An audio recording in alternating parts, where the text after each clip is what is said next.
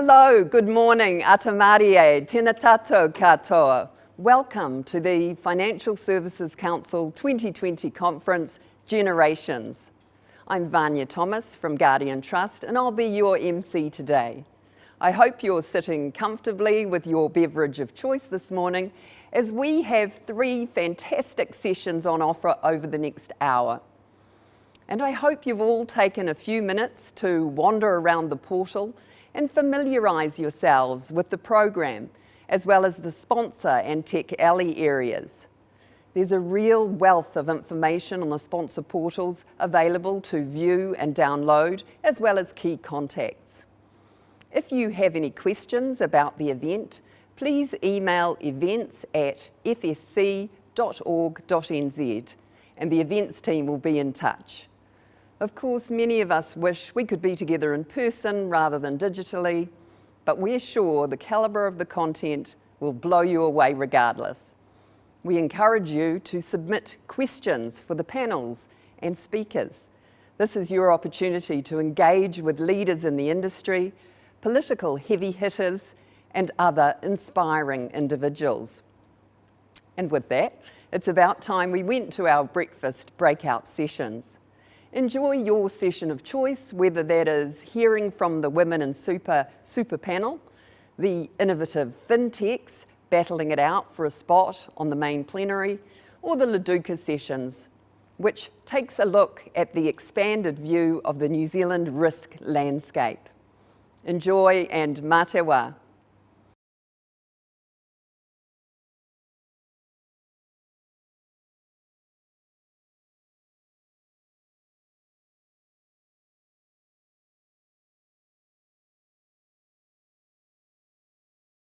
As we kick off day 1 of the FSC Generations 2020 conference.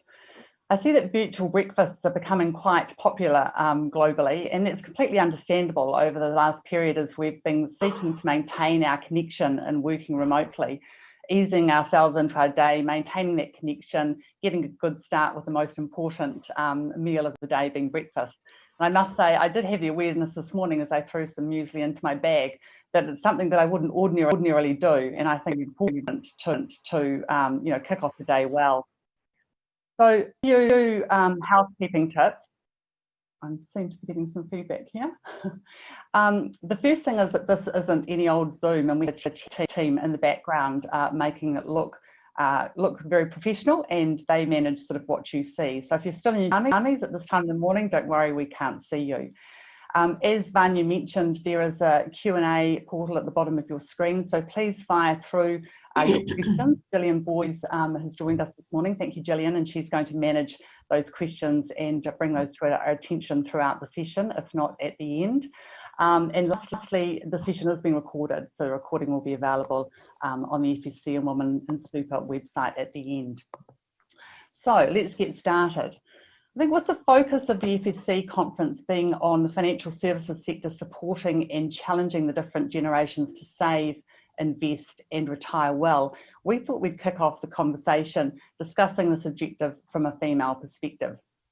So as you know, if you're a woman planning for your retirement, while you may have the benefit of a longer post-work life than the men around you, you will have longer to fund, having generally earned less over the time of your working career for the various reasons that we know, and also encouraged by a world of advertising to spend the money that you have, and I'm sure many of you resonate with that.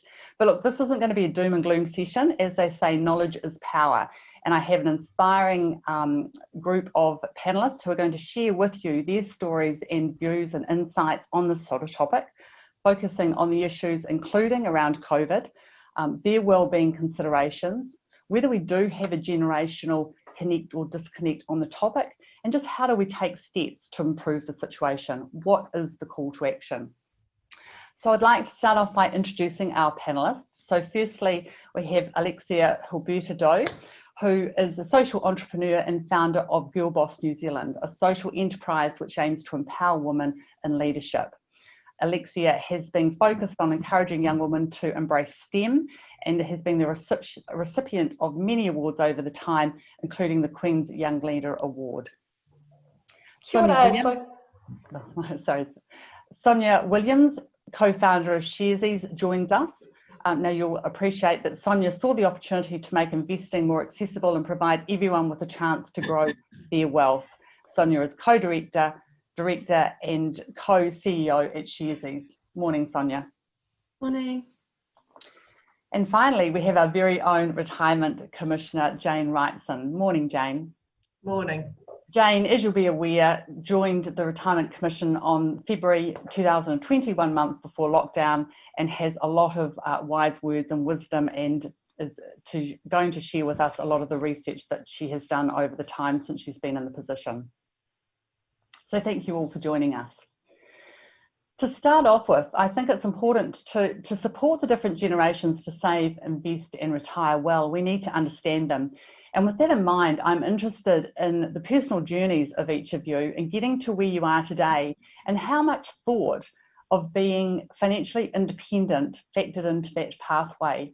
How did your upbringing, your experiences shape your thoughts around money? I guess, Jane, you've had cause to reflect on this over the time, and possibly on taking up the role of Retirement Commissioner.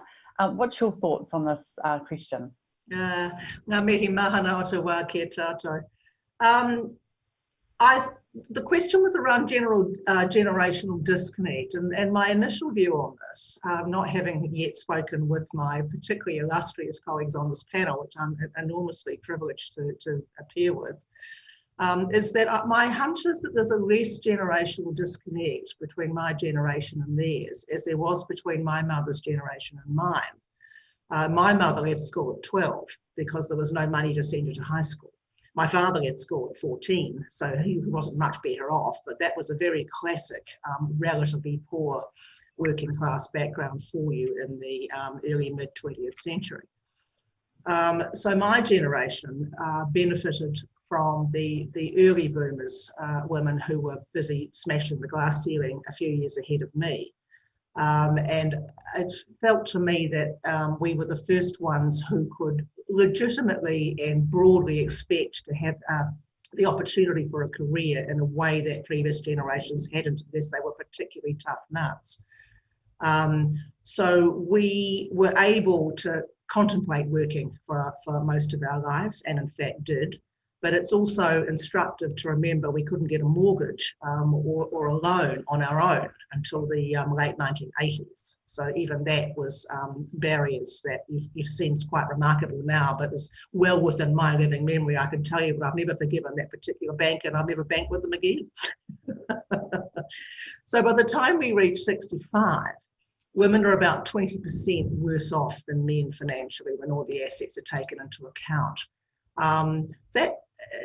That didn't drive me quite so much because the truth is, retirement is always a very long way away until you get closer to it. And it's this job that's making me think, as I tell everybody now, the thing about retirement is that you should have started 20 years ago to plan for it. And I'm a classic late boomer in this regard. I worked hard, I generated my own income, I didn't inherit much, if at all. I spent most of my life paying down mortgages, never really thinking about long-term planning and screwing it up really, largely because of a bit of insecurity and a bit of laziness, and was never taught, and I'll be interested to see if my younger colleagues had any education around this at all. My generation certainly didn't.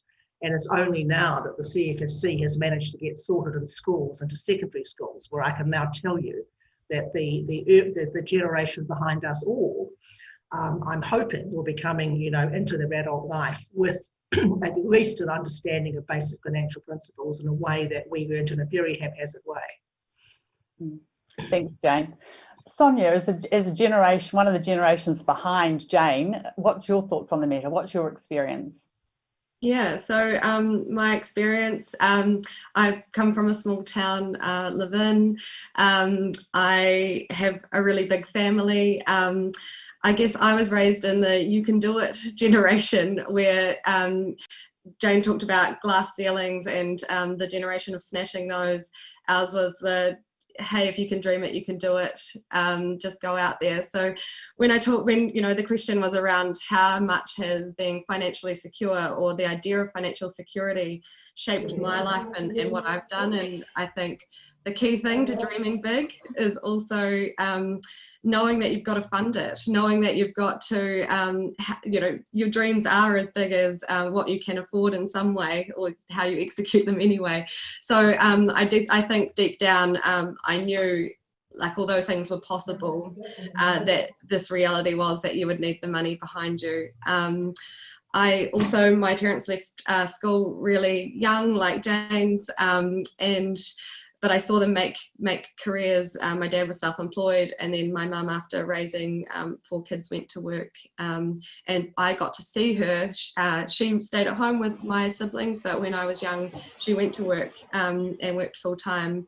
And I got to see her build her career, and I think that has been hugely inspirational to me, being, I guess, getting to see alongside her, learning those lessons and building her career. And I think that has no doubt shaped me and what I think is possible. And then I think, this idea of financial security, and I think about it around how the lack of knowledge at moments in my life has made me feel.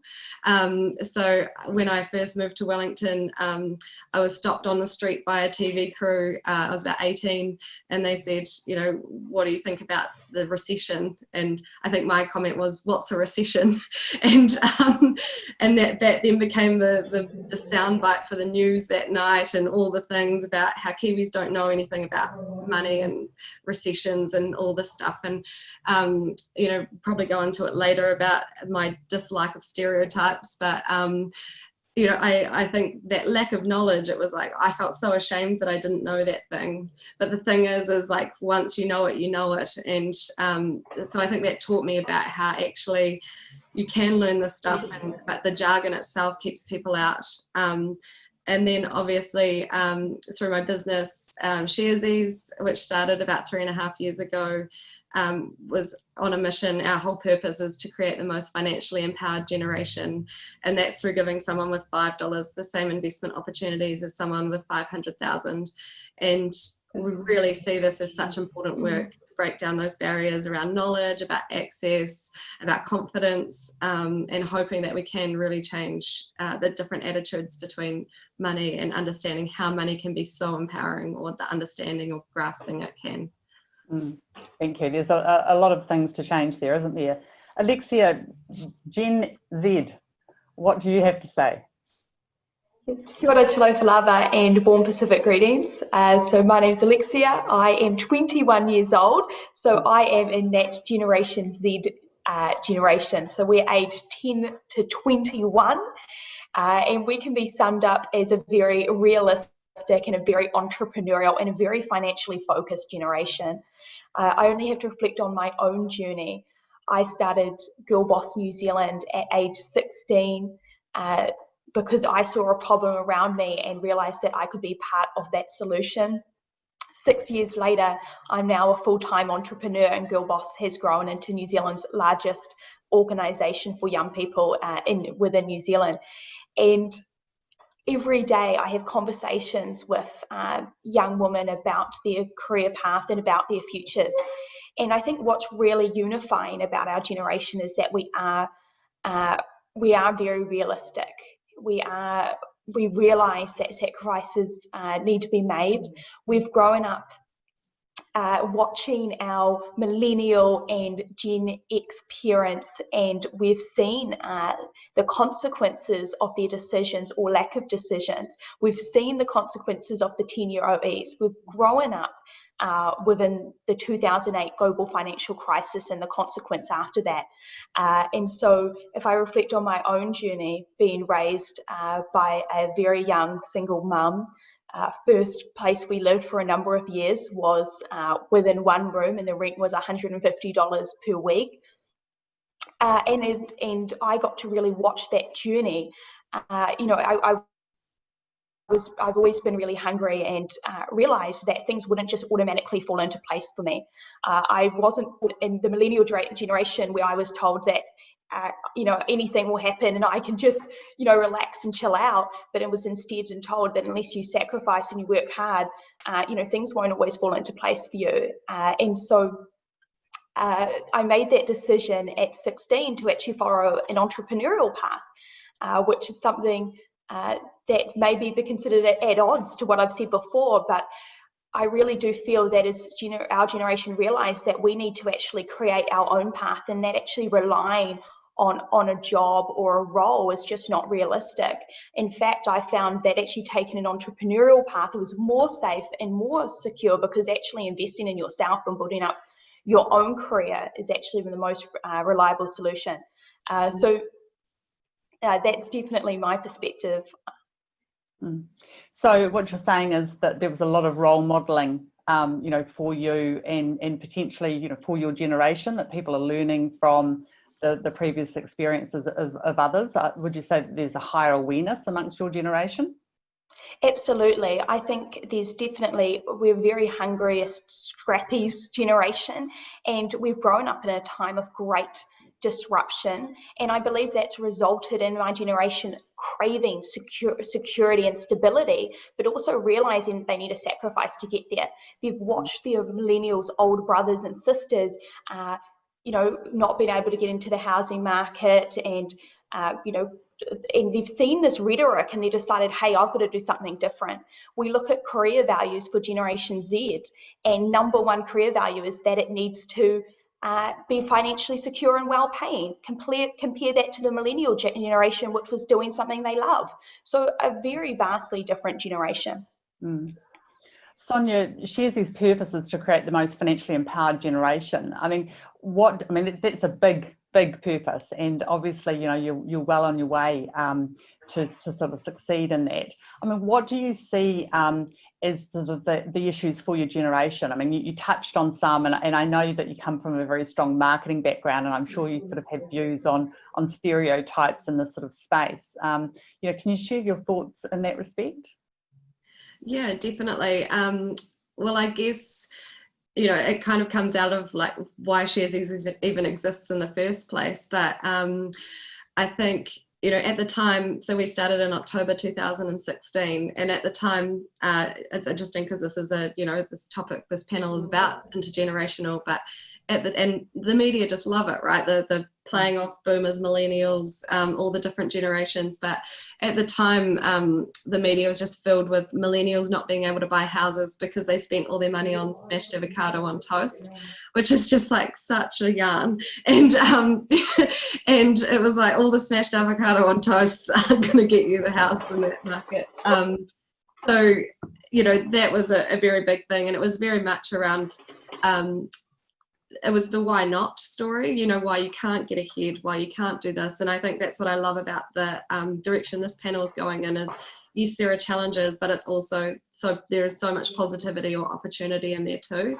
And I guess what we learned through that process was like, how can we be the positive news story here? How can we, if we sat and thought about it, how can we actually help people get ahead? And we consider ourselves to be a wealth development platform, and that's all around not having to have it all on day one, understanding that the same as accumulating knowledge, accumulating money can happen through time. And often when you're younger, you might not be paid as much, you have less, I guess, money available, but so much potential. And so it's around, how do you capture that, and how do you, I guess, inspire that into action and help people feel like, yep, cool, you don't have it all on day one. Even if you don't have money to invest, investing, as Alexia said, investing in knowledge is investment. Learning how to do something will just help you when you do have money to invest. But I think the key things were when we did a study around the investor landscape in New Zealand, you are most likely to have shares if you're a male over 60 and living in Auckland.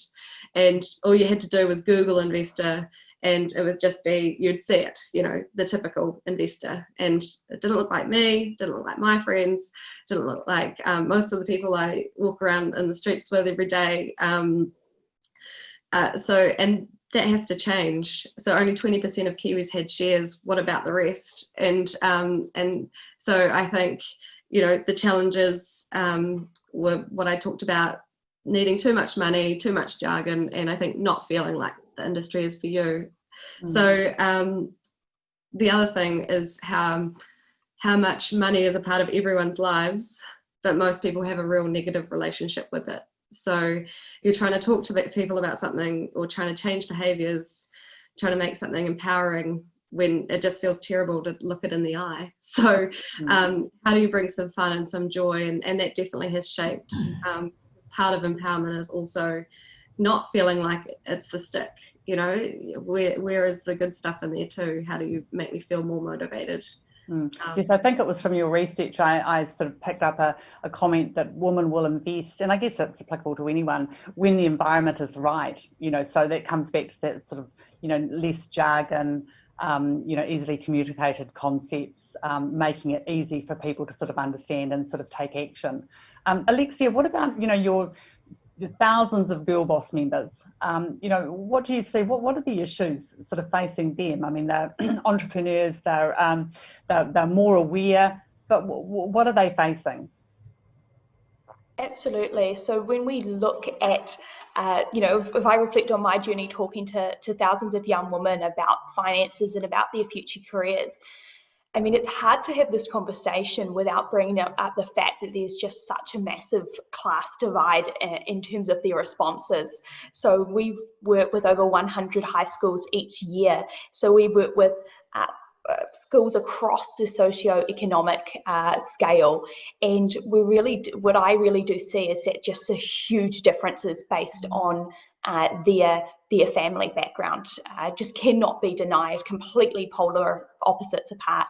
And actually what I see is that when I work with lower socio-economic young people, or people from an immigrant background particularly, I really start to see that they're more comfortable having conversations about finance, and far more comfortable than their sort of wealthier peers. And I only have to recall, I went to a decile 10 high school. In fact, I got in because my mum was a teacher. And I remember having a conversation with my peers who were in a completely different socio-economic situation than me. And one of them had just sold their house, and I asked, oh, how much did you sell your house for? Because in my working class background, talking about money was our reality. We always talked about money because that impacted our day-to-day lives very really in all of our decisions.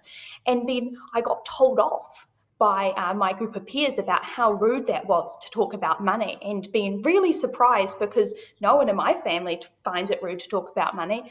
And that to me was a really telling story. And so when I talk to Māori and Pacifica and immigrant young people, I mean, that's our reality of being part Samoan. Money impacts our daily decisions, and so we need to have those conversations. And so I think that's a huge piece in there as well. How do we encourage all young women to actually feel comfortable to talk about money, and to actually, if there's parents listening to this, I'd really encourage them to say, hey, what does my daughter know about money? Does she already have money shame? Is she already uncomfortable to talk about her career aspirations and how money plays into that? Often if you go to wealthier schools and you ask them, or private schools, and you ask them about their career goals, they're too even, they might say something like a doctor, lawyer, engineer, or IT, but they can't even say, oh, that's because it's financial security path. I mean, they just, those words just feel so uncomfortable to come out of their mouths.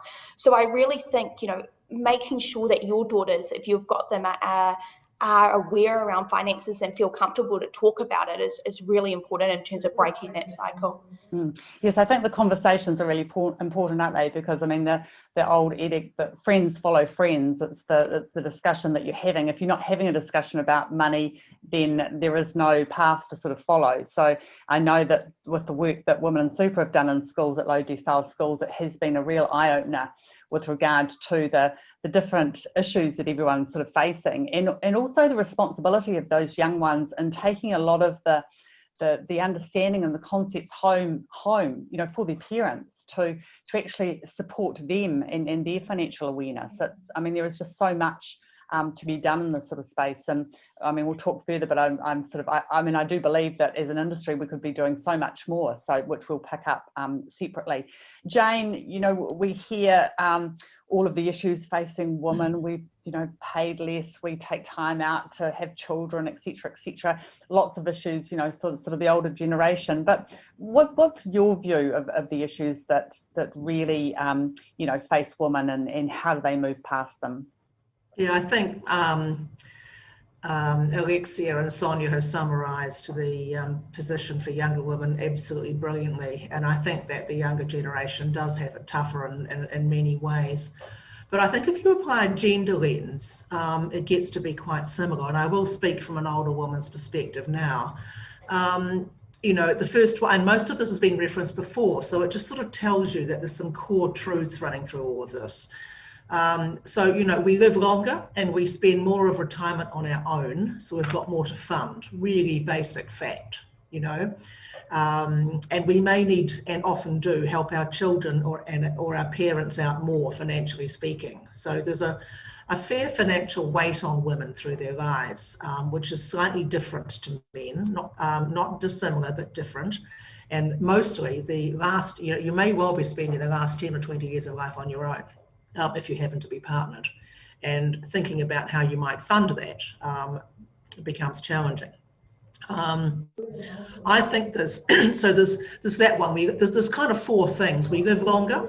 As Sonya talked about, women have investment aversion, and that's run through the generations. And we have OECD research on this issue, which is exactly the same as the Sharesies research. That's fascinating, isn't it?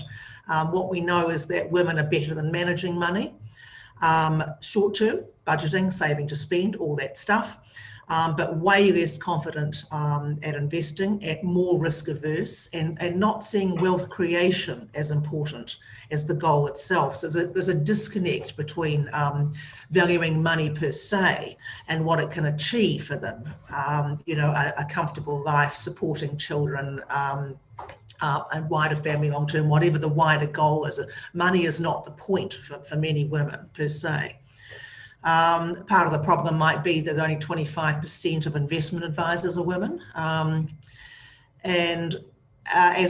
It's a really important point that was referenced before, making the language more accessible, I think, is the most important thing. A lot of the traditional investment community is still using really macho language. Fight the credit crunch, you know, build your portfolio, just talk about growing your money or you know, achieving your goals. It's a bit easier. And so this is why developments like Sharesies in particular is so interesting and important, as long as risk is explained over and over again. There's always a balance with these things.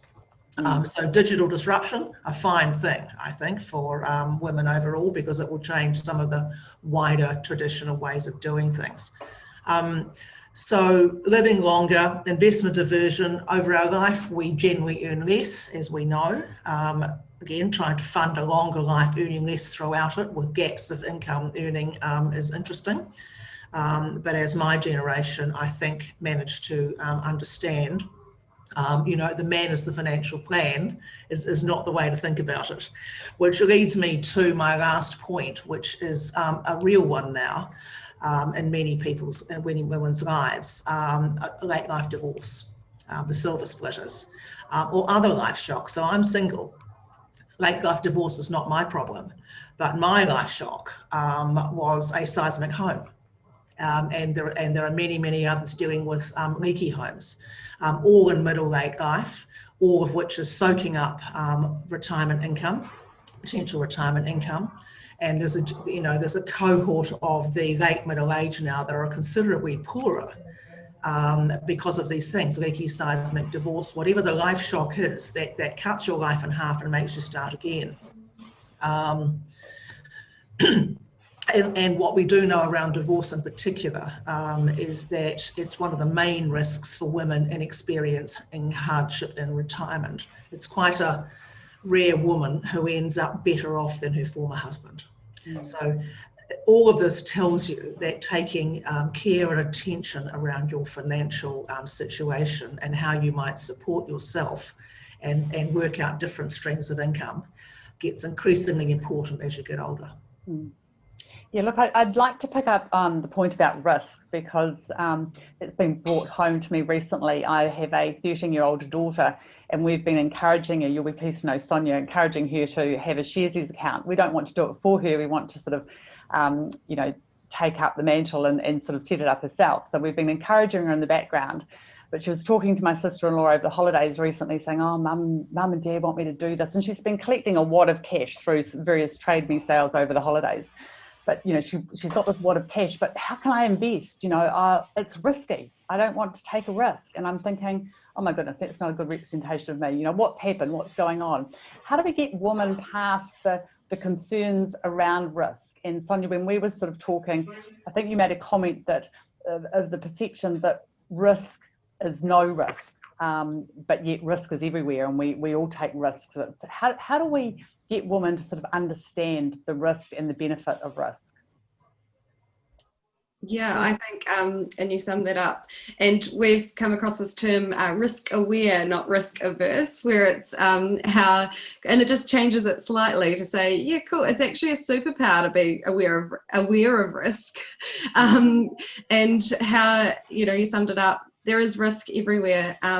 Inherently, we know, but when we walk out the door every day, we're in a risk world. But I think it comes down to no one wants to lose money. Like, that's not what, no one sets out and says, yeah, cool, I want to lose money.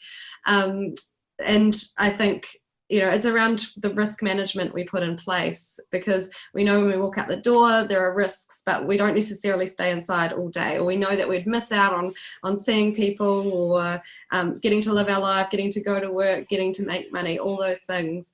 And so it's the same. Yes, there is risk involved with everything, and risk with investments. And that's around, you know, how are you putting good risk management in place? How are you investing an amount you can afford? How are you diversifying your portfolio, so not putting all your eggs in one basket? And how are you thinking about your goals and making sure that your you know, the investments that you're choosing are moving towards your goals, as opposed to, you know, we will be the first to say that Sharesies isn't a get rich quick scheme, or investing isn't a get rich quick scheme. We encourage our investors to pick a medium to long-term lens, and it is around developing your wealth over time, and all those things that you can put in place. But you know, there's been so many studies done around how, if you're picking stocks and picking investments, how you know, throwing a dart at over a short-term period can be just as successful as reading lots of stuff. But we're really looking at that medium to long-term lens, and helping people build real wealth over their life, or growing their money, as Jane would put it, over time. Just a follow-on question here from one of the viewers, Sonya. So we've largely had an equity market of high returns, and we know markets have cycles of ups and downs. And do you think investors are ready for a time when markets can drop? You know, risk aware, they kind of know in their heads, but they haven't really seen it other than briefly in March. So have you got any research to show whether they really do understand about the risk of investing in equities? Yeah, so the question was around, you know, are people aware of the risks with investing? Yeah, we've seen a few market shocks now that we've been around, and we've definitely seen times where up to, you know, majority of our customers have seen negative returns. And I think the thing is the way that most of our customers are operating is they do put in amounts regularly, and they use what's called a dollar cost averaging approach, where they pick an investment and then put money in over time and see that build up. And that means sometimes you're buying shares when the price is low, sometimes you're buying where it's high, but overall it kind of averages out, or that's the theory behind that strategy. And so what we see is, through the shocks, sometimes people sell, but most of the time we've got a really strong buy and hold audience. And that's around, when we do surveys with our customers, they are investing for the long term. So they aren't looking for those short term or trying to time the market. And it really is around our whole focus is not just providing access, but building confidence and motivation around investing. And we do weekly webinars where people can ask questions about what's going on. And we see overall people raising capability and awareness. And that's where things like having exchange traded funds or people having funds in their portfolio and making sure that they're really diverse. I work on the Sharesies Facebook page, not because I'm quite the target market, but because I quite like looking at how young people are dealing with the platform and indeed the uncertainties around investment. And I've been really impressed with the respect that is encouraged on that site. Which is unusual for social media. So the moment somebody asks a dumb question, and there's a lot of dumb questions asked on that site in what turns out to be a very safe environment on the page, and anybody who starts to eye roll, digitally gets chucked off straight away. And the idea that anybody can ask the dumb question and anybody can get a sensible answer from a range of people is utterly superb. And again, this is the power of social media for the good. So we've had an interesting, year, I must say. What do you think the impact of COVID-19 has been on the financial well-being and resilience of women? We've heard, I read a survey, 9 out of 10 women have really changed or have new priorities. And one sort of piece of research said that the well-being of the family had sort of crept up to number one. And I guess that sort of led me to question, we're just sort of coming into a space where we're putting ourselves forward. We're focusing on sort of our needs rather than everyone else's before us.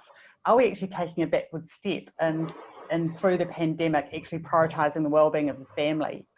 Interested in your thoughts around that and just how you feel that COVID-19 has impacted women. Jane, I think you've done some research around this over the period. Yeah, we did research over lockdown as part of an OECD study of several countries.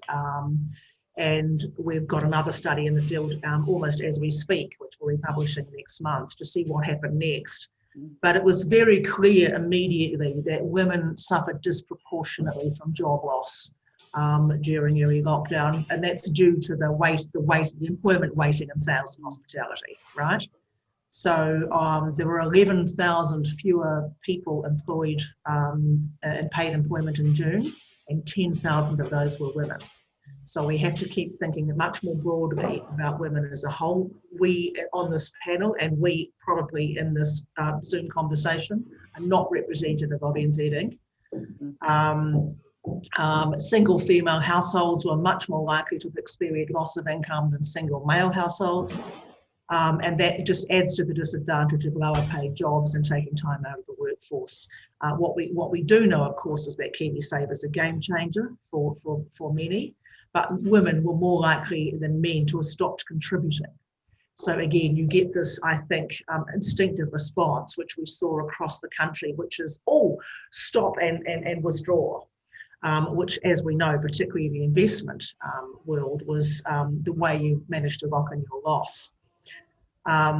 So I don't think women are doing very well out of this period at all. And I think it's therefore going to be more and more important for older women like me to go, it will be all right. It will be all right. This is a shock that we've not seen before, of a scale we haven't seen before, but it will be all right because it will. And for younger women like Alexia and Sonya to talk about how they're working in their world, how their businesses are actually doing okay, and that the women around them thinking differently outside the square will lift themselves up again. As we know in this game, positivity is all. And Jane, am I right in that research that it was it 18 to 34 that was sort of seen as the at-risk group, and that they've sort of decided that devil may care, no care sort of attitude, spend our money, they're a bit disheartened, disillusioned. Yeah. Most people started to pay down debt. And as I said, withdrew and consolidated.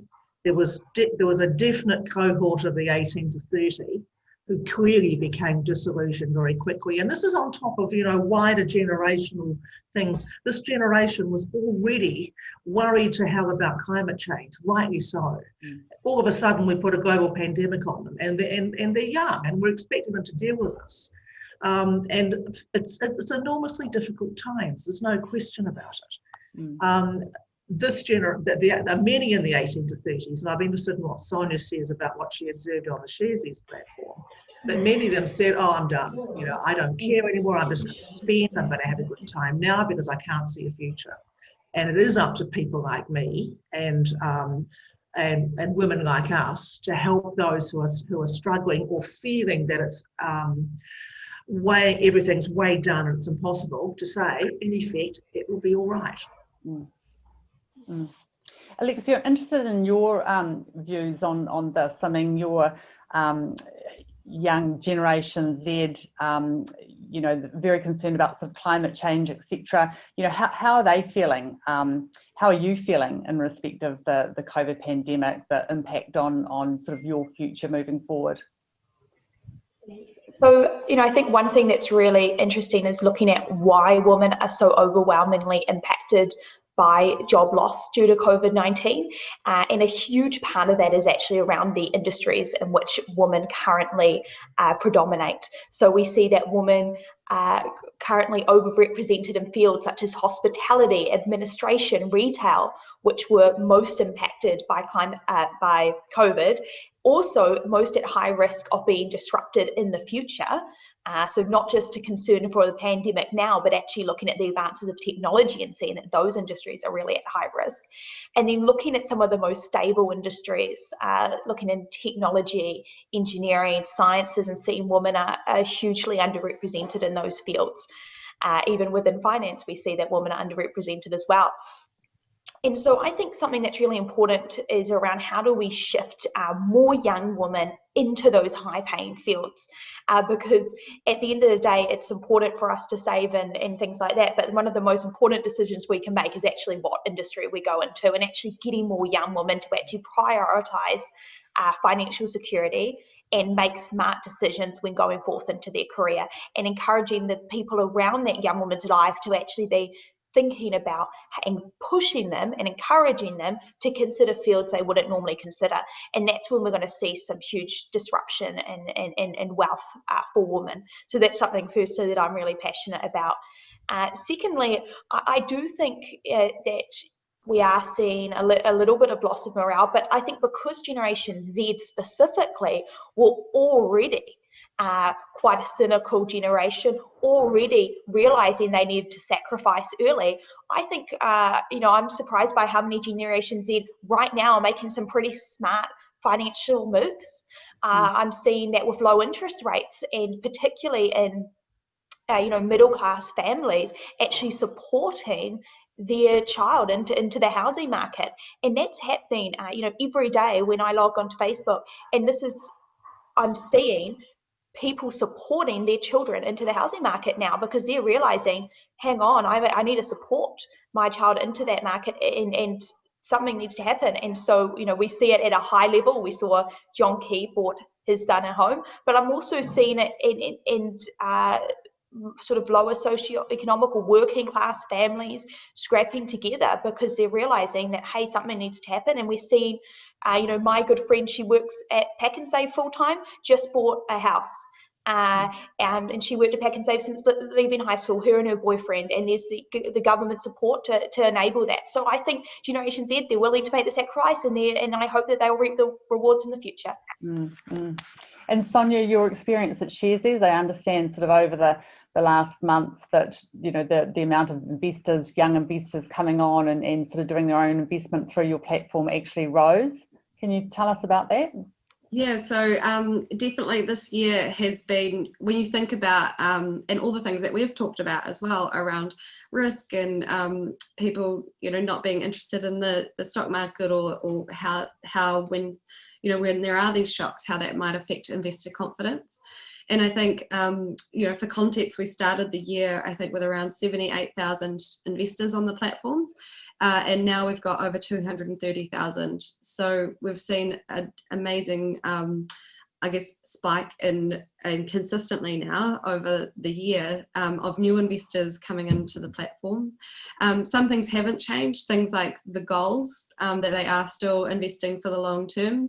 I think there's been lots of talk around how people are they getting in for FOMO or for fear of missing out on what's going on at the moment, but the surveys that we've done are telling us that it's not the case. It's just that, retirement, we talk about money and we talk about these long-term things and they feel like quite far away, and that's something we've always struggled with, and I think everyone has always struggled with, that's in finances. How do you get people to think today about their future when it comes to money? I think I see Jane nodding and I feel like this is very, this is your world. And I think, for what this has shown is with the uncertainty that's going on at the moment, it's made it a very present thing. You're saying, oh, actually, I'm so uncertain about the future, and all of us are, around the time that we're in.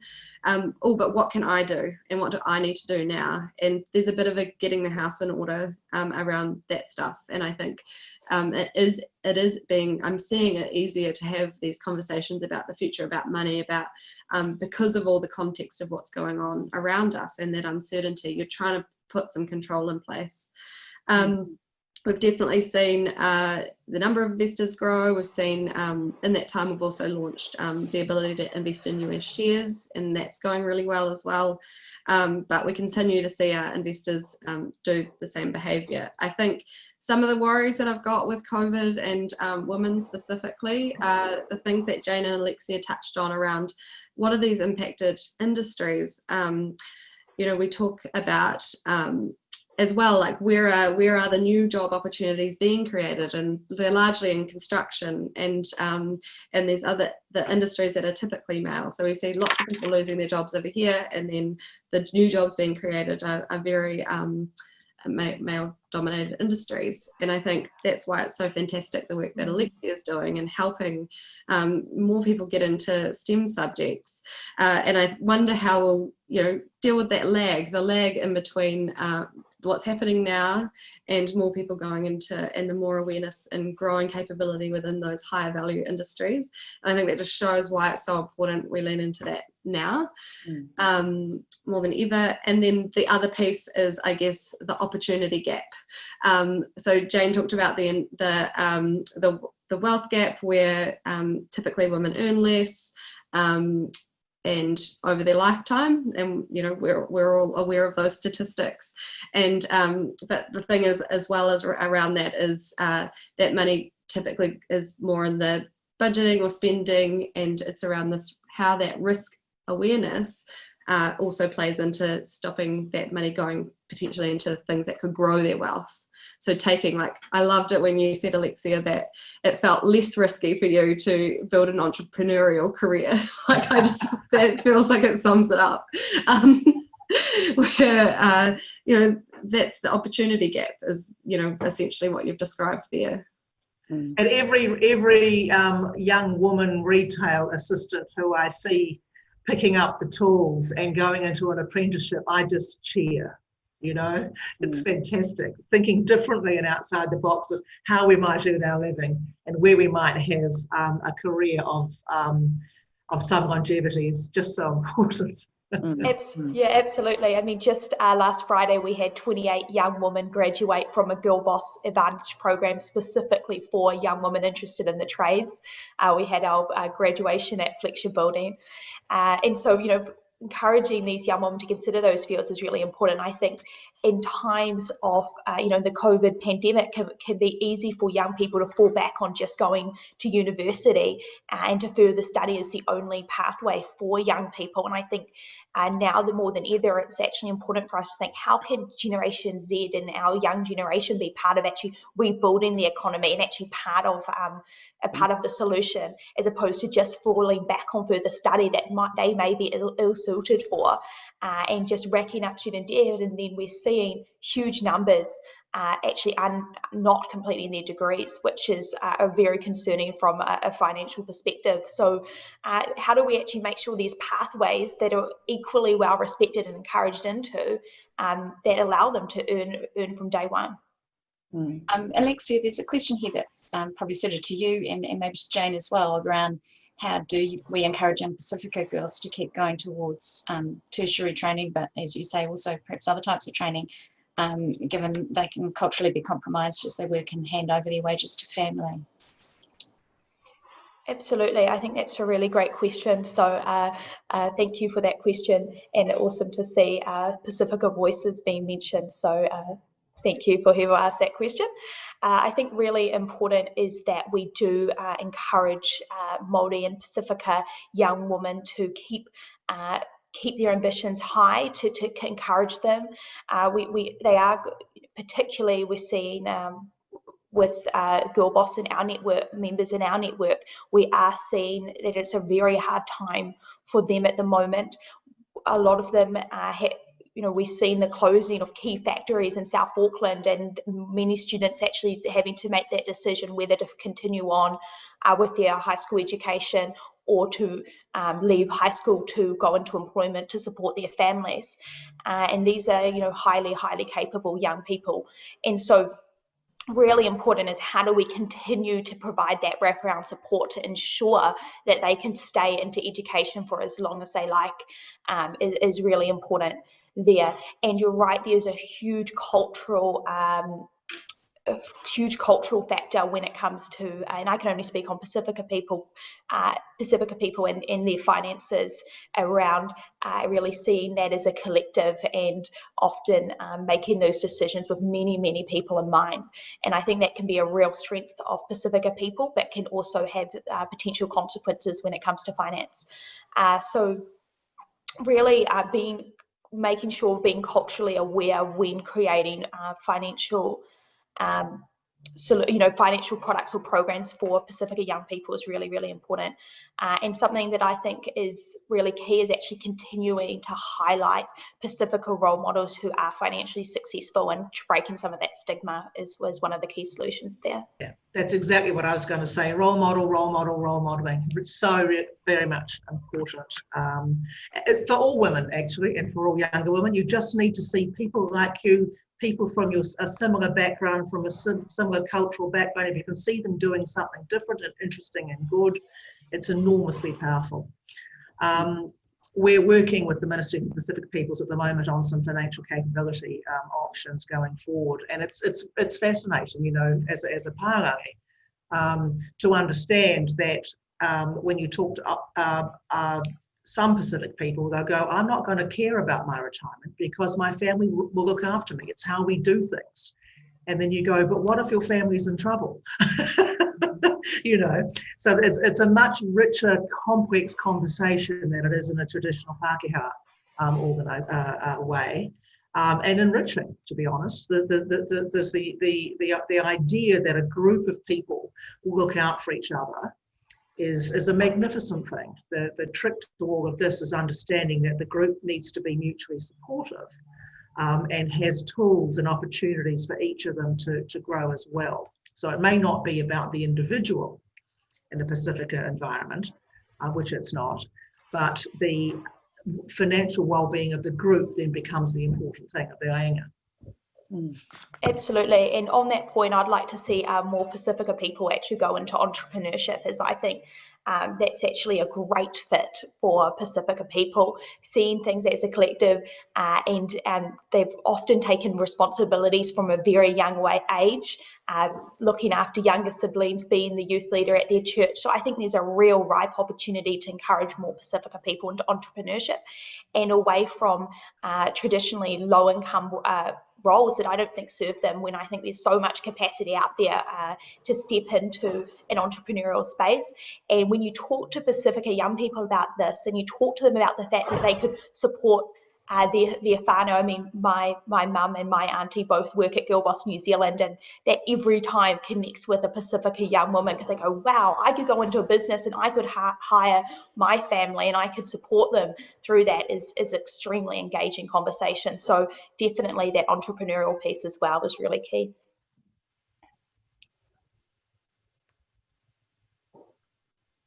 So Tracey's talking. Tracey, your mic's still off. One of us had to do it, and Tracey did. There we go. I'm not quite sure. I didn't touch anything. Look, fabulous conversation. I'd really just like to end with a call to arms. So, you know, are we doing enough? Industry, ourselves, what should we be doing? Jane, start with you. Never doing enough, and in the middle of a pandemic, you know, it becomes very focused. One thing I would say is keep an eye on retirement policy, as boring as it sounds. One reaction, quite common, is, oh, we can't afford the pension, we've got to put the age up, we're da-da-da-da-da-da-da-da. And I go, well, number one, I want to see more data and crunching around that. Number two, I want to see what the trade-offs are around it. Who says we can't afford it and why? It's too knee-jerk at the moment, because who's that policy going to hit? It's not going to hit me. It's not going to hit the people a bit younger than me. It's going to hit millennials. And I feel that my generation is criticised for pulling up enough drawbridges behind us as we go. I don't think I want this one to be the last one. Right, thank you. Sonya? Yeah, I think definitely around a lot of checking our biases, like around ourselves and also within the industry. I think the industry has a lot of, you talked to Jane about, I think the number of financial advisors that were women, and I think that's around the type of advice people are given for their circumstances. And I think, you know, being aware of where we're assuming certain things about how women might be feeling about money, what, you know, that they're risk averse rather than risk aware, and working with that. And I think as well, there's some stuff around, you know, with COVID going on at the moment, where the weight of the, I guess, women is sitting within the households. I've seen a few people change their leave policies away from, say, maternity or paternity to being primary caregiver leave and these things. So I think the more we normalise roles, the more we normalise or try to challenge some of those stereotypes. And then I think the big thing is around just talking, like Alexia talked about, you know, it being taboo or this kind of rude to talk about money. I think it is when we look to each other a lot for our support, to learn about something, to be vulnerable about something we don't know, just to be inquisitive. So I do think, you know, be open and talk to each other. And I think, you know, people often don't talk to their daughters about money. People don't, but do it. Talk to the women in your life, talk to each other about money and help each other. Thanks, Sonya. Alexia, last minutes. Absolutely. So first of all, a key challenge for everyone to take away from today is reach out to a young woman in your life and have that conversation. Ask them about their financial goals and ask them about their career goals. So that's my first takeaway. Second of all, I believe the real opportunity there is around providing female-focused financial training for young women and in high school age. And so I know that Tracey and I, through Women in Super, have been planning a virtual program. We've already had 1,000 young women through an alternative virtual program this year, and we want to do a new one. Getting paid is her forte. We've already come up with a name. We're all ready and keen to go. We are looking for a partner, aren't we, Tracey? So if anyone has got an organisation that wants to get involved, do reach out to either Tracey and I on LinkedIn, because we're really keen to actually do something awesome and shift the mindset of young women for this generation and close these gender stats once and for all. Fabulous, thank you. Get our promo in there. I certainly know that I'm going home to talk to my daughter about risk. We will be opening that Sharesies account, Sonya, tomorrow. Hey, look, thank you so much, all of you, for your time. A very inspiring discussion. Women in Super is very appreciative for your contribution to the industry and your support of women. And we very much look forward to working with you to really support women and to raise your awareness. Because, you know, it not only helps women, it helps everyone. And I think we can't lose sight of it. It's not a gender. There are some special aspects and considerations that women need to consider, but this issue impacts everyone. So thank you all. Go and have a great day and enjoy the conference. Thank you.